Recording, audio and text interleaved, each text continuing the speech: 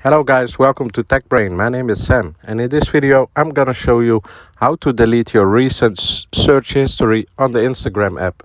For this we wanna go to the Instagram app and open it. As you can see, I have an example page right here. You wanna tap on the right corner at the three stripes, and here we wanna go for activity, your activity, press on it, and here you can see the recent searches.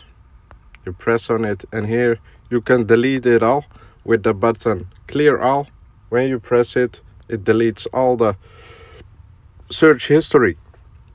Clear all, and it's gone. I hope this helped you out, guys. If you have any further questions about the Instagram app, please let me know down below in the comments.